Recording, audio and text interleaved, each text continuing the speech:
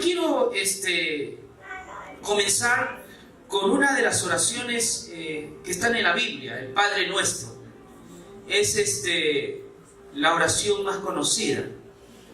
Estoy seguro que usted aprendió eso de niño, ¿no? Inclusive hasta de memoria aprendió el Padre Nuestro. Pero ¿sabes? Quiero reconocer una cosa, que no es fácil explicar el Padre Nuestro. Cuando uno quiere buscar el Evangelio en el Padre Nuestro, no encaja. Entra en conflicto con otros pasajes del Nuevo Testamento.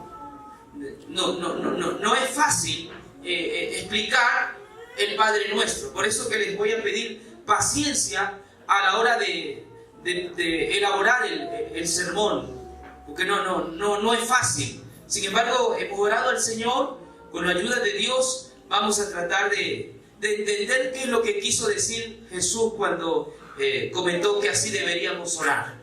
Es fácil aprenderlo de memoria, pero es difícil explicarlo. A eso me refiero. Usted lo puede aprender de memoria, un niño lo puede recitar. Sin embargo, no es tan fácil explicar.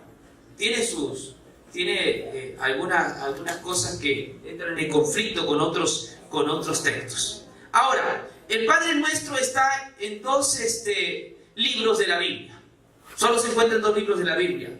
Una es Lucas y la otra es Mateo.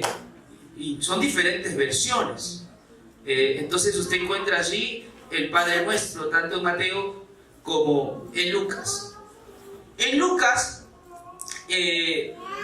Jesús dice el Padre Nuestro a partir de un pedido de los discípulos. Los discípulos le dicen a Jesús: Señor, enséñanos a orar. Enséñanos a orar. Pero ¿cómo le van a pedir a Jesús lo más sencillo? Enséñanos a orar. Y hay que ver un poco el contexto de los discípulos, hermanos. ¿Qué eran ellos? Sí, cierto, eran pescadores, pero ¿qué más eran? ¿Religiosos? Sí, eran judíos y sabían orar. Desde pequeños ellos habían asistido a las sinagogas y sabían cómo orar a Dios. Lo habían aprendido por sus líderes religiosos. Entonces, la pregunta ya es extraña. ¿Cómo es posible que le digan a Jesús, enséñanos a orar, siendo que ellos nacieron en una cultura que alababa a Jehová, una cultura que adoraba a Dios? Entonces yo entendía muy bien. ¿Por qué le dijeron a Jesús que le enseñara a orar? Si en esa cultura muchos oraban. Y dice la Biblia que hacían largas oraciones. Lo que le están pidiendo a Jesús es: enséñanos la forma correcta de orar. ¿Sí? Porque había algo que no estaba bien en la cultura judía. Ellos no estaban orando de una forma correcta a Dios. Y quizás también alguno de ustedes está también pensando en esto y no está orando de una forma correcta a Dios. Y Jesús va a dar una serie de directrices que uno tiene que tener en cuenta, hermanos, a la hora de orar. Vamos a la nota que está en Mateo, por favor. El libro de Mateo, el capítulo 6. Mateo, el capítulo 6. Vamos, que el mismo maestro nos enseñe, ¿no? Él está enseñando allí en el Sermón del Monte. Mateo 6, 5. Aquí es la primera declaración sobre la oración. En Mateo 6, 5, miren lo que dice: mas cuando ores, no seas como los hipócritas, porque ellos aman el orar en pie en las sinagogas y en las esquinas de las calles, para ser visto de los hombres. De cierto os digo que ya tienen su recompensa. La primera cosa que Jesús menciona sobre la oración es que a la hora de orar no seamos nosotros como los hipócritas. Esa palabra hipócrita viene de la palabra payaso. ¿Ustedes han visto un payaso? ¿Cómo son? Personas chistosas, sí, sonrientes. Cuando usted lo ve, son felices. Son hipócritas porque por dentro tienen el corazón destruido, tienen el corazón hecho pedazos. Cuando ores, no seas como los hipócritas, porque ellos, ¿qué hacen estos hipócritas? Aman el orar. Hermanos, ¿es bueno orar? ¿Es bueno amar la oración? Sí, porque dice, ellos aman el orar. El problema no está en amar el orar. El problema está en que amaban el orar en público. Ajá. Para ser vistos. ¿Sabes quiénes tenemos la tendencia a ser más hipócritas? Los que hemos nacido dentro de una cultura religiosa, ¿no? Los que desde chiquititos nos hemos criado bajo parámetros religiosos, somos los más propensos a la hora de orar de una forma hipócrita. Me acuerdo que en la época cuando yo asistía de pequeño a la iglesia, había hermanos que cuando oraban de una forma muy sentida. Eran a la hora de orar, eran elocuentes. Oraban con mucha propiedad. Prácticamente su oración era un sermón. O sea, todo lo que había dicho el predicador a la hora de exponer, al que le tocaba orar, entonces trataba de ampliar a través de la oración, pero no era sincera. Cuando uno ora en público, uno ora para Dios generalmente. ¿Qué dirá? Entonces uno trata de hilvanar las palabras, ¿vio? Para que las otras personas puedan escuchar nuestra oración, que tiene contenido, tiene sustancia. Pero no estamos pensando generalmente en Dios, sino estamos pensando en hacer una oración donde quedemos bien con los demás. Esa es la oración que yo aprendí, ¿no? Que tú seguramente también has aprendido a orar, pero para que las personas vean que tú oras con sustancia, que tu oración tiene contenido, y la gente dice, ese sí sabe orar. Pero el que ora balbuceando, vio que se traba, ¿no? Que se pone nervioso, nosotros no sabemos qué hacer con esa persona, nosotros mismos nos ponemos nerviosos. Entonces, algo parecido pasaba con estos hombres. Dice que amaban orar en pie en las sinagogas para ser vistos. La gente cuando miraba a ese hombre orando, caramba, qué tipazo, qué espiritual, qué consagrado, qué santo que es. Pero él oraba para ser visto por los demás. Yo entré a una iglesia donde, ¿sabes cuánto tiempo estuvimos orando? 2 horas. Y le voy a ser sincero, estaba de rodillas y 2 horas. Y yo abría mis ojos, Señor, ¿cuándo acaba este hombre? Ay, Señor, perdóname, él será espiritual, pero yo no aguanto, Señor. Yo no sé qué sonceras hablaban, porque a mí me preocupaba más mis rodillas que lo que él estaba hablando. Aman orar en las sinagogas para ser vistos por los demás. Hay otro tipo de oración que Jesús dice, aquí dice, en las esquinas de las calles también. Imagínense hasta qué punto habían llegado los judíos, hasta en las esquinas, ¿no? Para que les vean lo público. Ahí están los santos, ahí están los que realmente les gusta la religión y aquellos que son consagrados. El objetivo de ellos es una oración para ser visto por los demás. Jesús les dice, de cierto ya tienen su... Por supuesto, era una recompensa inmediata. Es decir, la gente cuando los miraba veían, ¿no? Este es un hombre de oración. ¿no? Otro tipo de cosa que Jesús dice más abajo. Es ahí, inmediata. Dice el 6, mas cuando tú ores, entra en tu aposento y cerrada la puerta, ora a tu Padre que está en secreto, y tu Padre que te ve en lo secreto. Qué interesante. Jesús está hablando que la verdadera oración es en público, en secreto, en privado, a solas. Y aquí va mi pregunta: ¿cuántos de ustedes oran en las iglesias, pero oran en privado? Se nos caería la cara de vergüenza, porque a veces oramos en las iglesias para ser visto, pero no oramos en privado, en forma personal. ¿Sabe por qué esa oración es sincera? Porque tú estás solo con Dios. Tú estás solo con Dios. No hay nadie que te vea, nadie que te esté criticando tu forma de orar. Entonces esa oración es sincera.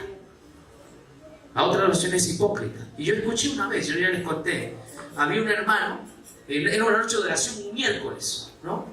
Y este hermano le dan para que ore, ¿no? Él de espiritual. ¿Sabe lo que hacía este hermano? Señor, y oraba por la familia y todo. Le decía: Señor, ayuda al hermano de tal porque está en adulterio. Así, sí. Y ese día toda la iglesia se enteró que el hermano estaba en adulterio. Vino a la iglesia y le dice: pastor, tiene que borrarlo de la iglesia. No al que oraba, sino al que estaba en adulterio. Y sabes, aquí yo quería borrarle de la iglesia al que oraba, no al que estaba en adulterio, porque era un hipócrita. Pues estoy hablando de la oración en privado, porque esa es una oración tú solo con Dios. No hay nadie más que te escuche, solo Dios que está escuchando tu oración. Jesús dice que esa persona será recompensada. Oh, las oraciones en público son tan hipócritas. En una oportunidad, en la hora del almuerzo, ¿sabe qué? Esa oración del almuerzo corta. Y yo tenía un familiar que a la hora de la oración, que es la más corta, se tiraba 1 hora en la mesa.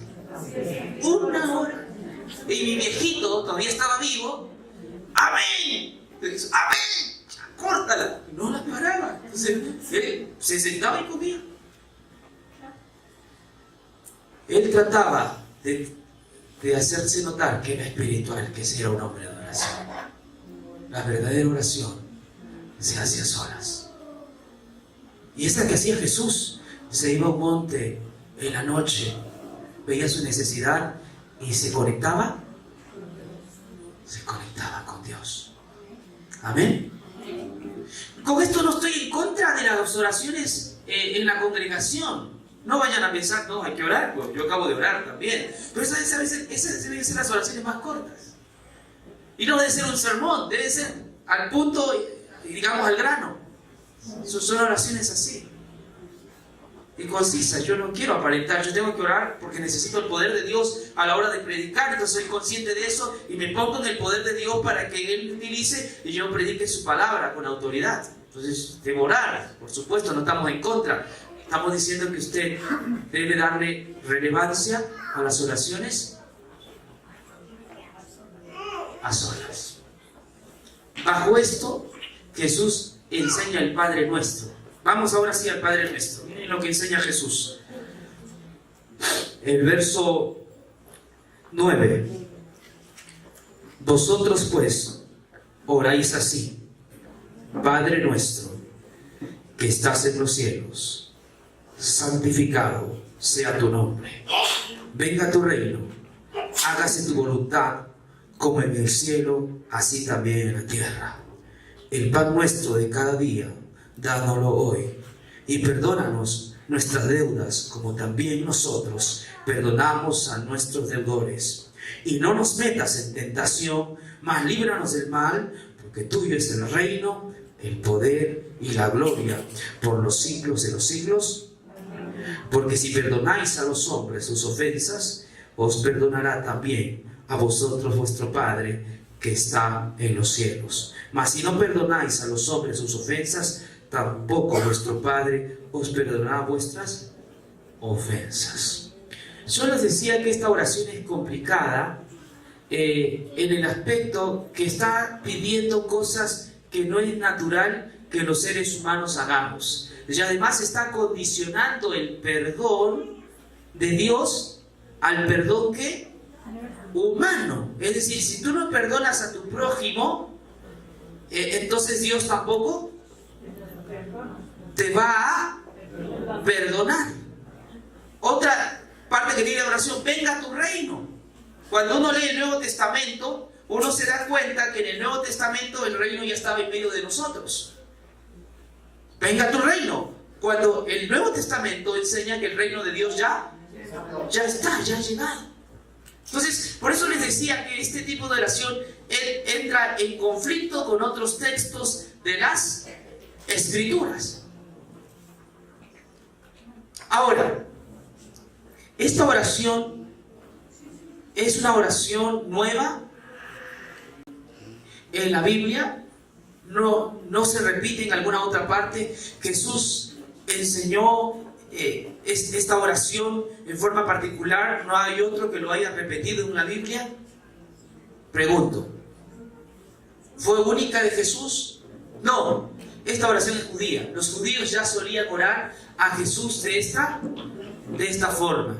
Ellos se dirigían a Jesús y le oraban: Padre nuestro. Vamos a ver un texto que corrobore esto, y es el siguiente, el libro de Isaías, por favor, 63:16. Isaías 63:16. Fíjese lo que dice. Isaías 63:16 dice así: pero tú eres nuestro Padre. Si bien Abraham nos ignora e Israel no nos conoce, tú, oh Jehová, eres nuestro Padre, nuestro Redentor. Perpetuo es tu nombre. Entonces no es nueva. ¿Cómo le llamaban las personas a Dios en el Antiguo Testamento? Padre. Vemos allí que Jesús está repitiendo un antecedente que ya había en el Antiguo. Dios era conocido como Padre. Entonces no es nuevo. ¿Qué más dice el Padre Nuestro? Otra cosa que dice ahí. ¿Qué más? Padre Nuestro, que estás. Esa palabra cielo en hebreo es Hashamaim, que quiere decir en plural cielo. Nunca se escribe cielo en singular en la Biblia, sino en plural. En el principio creó Dios los cielos y la tierra. Entonces Hashamaim es Padre que estás en los cielos. Entonces no hay nada nuevo en la oración de Jesús, porque algunas personas creen que Jesús está inventándose una oración nueva. No, Jesús está citando el Antiguo Testamento. Los cielos y la tierra, porque dice: hágase tu voluntad, ¿cómo dice? Como en el cielo. Vamos a ver Salmo 135:6, por favor. Salmo 135:6, para ver esta otra declaración. Salmo 135, el verso 6. Miren lo que dice: todo lo que Jehová quiere, lo hace, en los cielos, en los mares y entre los abismos. También parte de la oración judía. Hay manuscritos donde la oración de Jesús es muy parecida a lo que los judíos hacían en esa época. En los cielos y en la tierra no hay nada nuevo. Entonces, ¿cómo es esto? Uno se pregunta: ¿cómo es esta oración? Otro: danos el pan de cada día. Esa expresión también está en el Antiguo Testamento, cuando Dios daba el pan de cada día a través del maná que descendía de los cielos. no nos metas en tentación. Son textos del Antiguo Testamento. Pero el mayor conflicto de este pasaje es: perdónanos como nosotros perdonamos a los que nos ofenden. Es decir, la oración está condicionada al perdón entre prójimos, entre seres humanos. Es decir, tú te tienes que, si Dios te va a perdonar, primero tú tienes, eso es más o menos lo que está diciendo el Padre Nuestro, tú tienes que perdonar. Si tú no perdonas, entonces la oración, el perdón estaría condicionado a tu obediencia. Y eso no es el mensaje que predica el apóstol Pablo. Venga tu reino, cuando el reino ya había venido. Hermanos, hay una forma de entender el Padre Nuestro, y se lo voy a explicar, Dios quiera, en forma sencilla. Primero, todos los versos que están ahí están en auristo. Auristo quiere decir un evento puntual. Auristo, el verbo auristo quiere decir un evento puntual, que no se repite varias veces, sino se repite una sola vez. Todos los versos del Padre Nuestro están en auristo, quiere decir que es un evento puntual, que se hace una sola vez y no se hace más veces. Entonces, ahora, veamos nuevamente examinar, por favor, el Padre Nuestro desde el punto de vista del auristo, ¿no? Miren lo que dice. Veamos lo primero, el verso 9. Vosotros pues oráis así: Padre nuestro que estás, ¿dónde? En los cielos. Esto es correcto. Dios está ¿en dónde? En los cielos. Y otra cosa que añade aquí Jesús es que Dios ya no es solamente Padre de los judíos, sino que Dios es Padre. Dice Padre nuestro, porque es el Padre tuyo, es el Padre mío, es el Padre de todos. Dios no excluye, Dios no margina. Si hay una persona que está orando en otro país, él también es hijo del Padre que está en los cielos. Esta oración es importante porque Jesús dijo que mi Padre, mis hijos, mis hermanos, ¿quiénes son? ¿Se acuerdan? Todos los que hacen la voluntad de mi Padre. Por lo tanto, aquí Padre nuestro quiere decir que es el Padre tuyo, es el Padre mío y es el Padre de Dios. Dios no está exclusivamente con algunos. Dios es el Padre de todos. A veces pensamos que Dios escucha solo a los del equipo A y al equipo B. Dios no los escucha. El Padre Nuestro nos enseña que Dios es Padre de todos, que estás en los cielos. ¿Qué más dice? Santificado sea tu nombre. Esa expresión, santificado sea tu nombre, significa que es de Dios, es el que viene la salvación, que Dios es el ejecutor de nuestra redención, que la redención no es algo que depende de ti ni de mí, sino que la redención es algo que lo hace Dios, es un acto puramente divino. Santificado sea tu nombre. Es una expresión a cumplir aquello del Antiguo Testamento donde dice que Dios es el que salva a sus criaturas. Eso quiere decir santificado. ¿Qué más vemos ahí? Venga tu reino. Bueno, ¿por qué Jesús lo dice?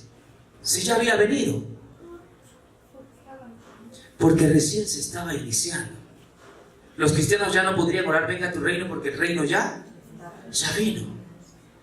El reino vino y se cumplió, se hizo total cuando Jesús murió y resucitó. Cuando Jesús muere y resucita, el reino de Dios había llegado a los seres humanos, de forma que cualquiera que cree en Jesucristo es parte de ese reino. Esta es una oración que está al comienzo. Pero hermanos, el reino de los cielos ya ha venido. Las personas deben creer en él, en el mensaje del Evangelio. ¿Qué otra cosa menciona allí más?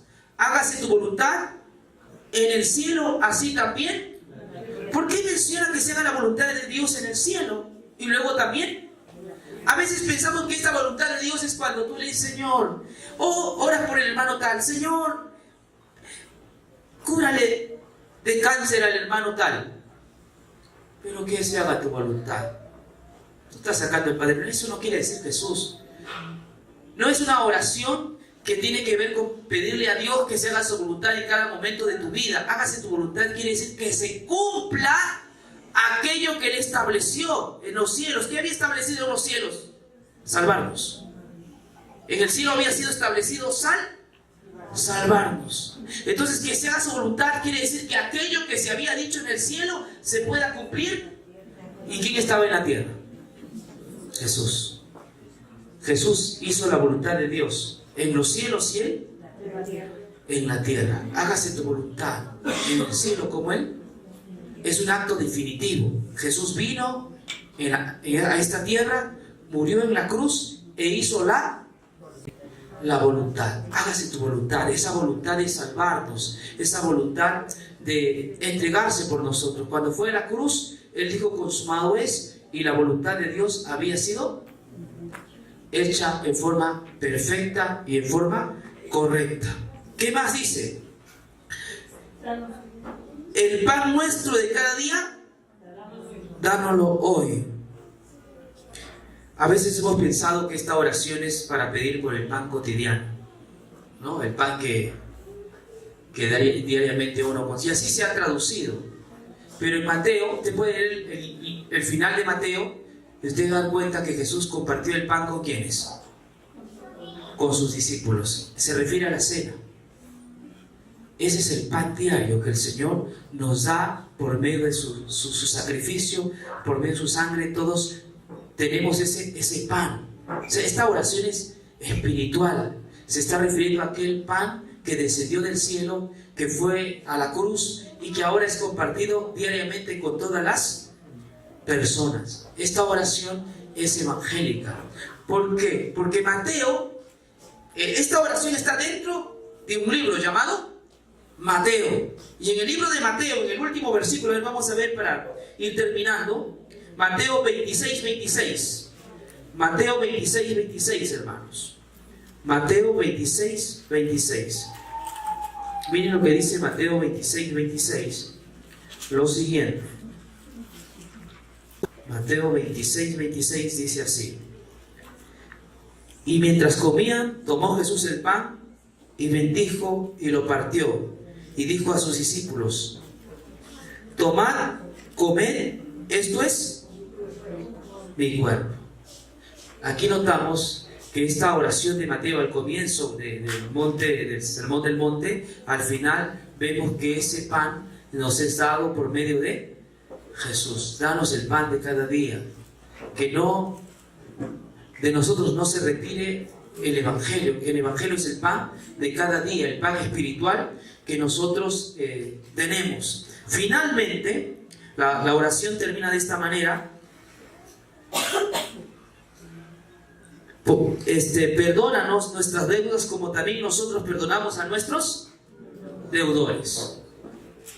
En Mateo 18 está desarrollado esto. En Mateo 18 hay un hombre que debía a Dios 10,000 talentos, ¿sí se acuerdan?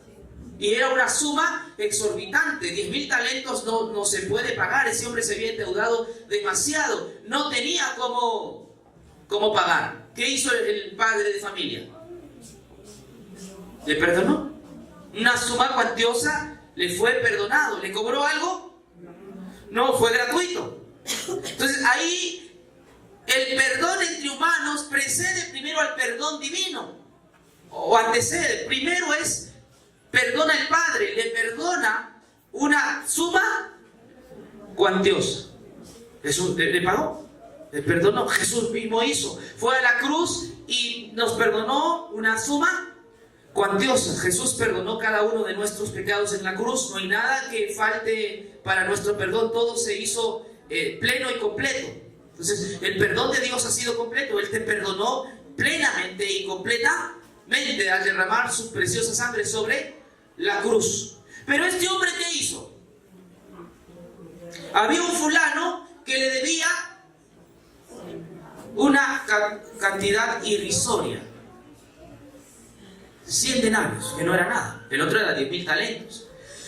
El hombre que hizo, lo agarró del cuello y le ahogaba y le decía, págame lo que me debes. Y como no quiso pagarle lo que le debía, ¿qué hizo? Lo metió a la cárcel. Y el padre de familia fue y le dijo, ¿cómo hiciste esto? Yo habiéndote perdonado y tú no pudiste perdonar. ¿Qué quiere decir? Que el perdón de nuestros pecados es la acción que nos va a llevar a perdonar a otras personas. Yo debo perdonar, no para que me perdonen, porque Cristo me ha perdonado. ¿Estamos? ¿Sí? ¿Sí? Yo debo perdonar porque Cristo me ha perdonado. Es decir, es el sacrificio de Cristo el que me lleva a perdonar. No hay otra forma de perdonar. No es que yo diga, hermano fulano, reconcíliese. No son mis palabras, es la palabra del Evangelio, es la palabra de la cruz lo que me lleva a perdonar. Yo cuando era pastor adventista, cuando luchaba para que los hermanos se perdonen. Los matrimonios, yo les lloraba. Yo creo que porque lloraban se reconciliaban, pero luego de 15 días las parejas nuevamente se volvían a pelear. Hasta que entendí que la causa de todo perdón es el perdón de Dios, que a mí y a ti me perdonó en forma gratuita, sin cobrarme, me pagó una deuda tan grande. Entonces, por amor a ese Jesús, yo perdono. La oración del Padre Nuestro, en conclusión, es la semilla del Evangelio, de aquello que se iba a cumplir a través de nuestro Señor Jesús. La oración del Padre Nuestro tiene un contenido teológico. Allí está plasmado la gracia, está plasmado el Evangelio, ¿sí? Que se va cumpliendo a medida que Mateo va desarrollando el tema hasta llegar al capítulo 28. Va desarrollando y ahí es donde se cumple todo lo que está en el Padre Nuestro. De los que estamos de este lado de la oración, podemos decir que el reino de los cielos ya ha llegado, que se ha hecho la voluntad de Dios tanto en el cielo como también Cristo, al morir en la cruz, cumplió la voluntad de Dios, y todos aquellos que son de Cristo también han cumplido la voluntad de Él. Que Dios los bendiga. Amén.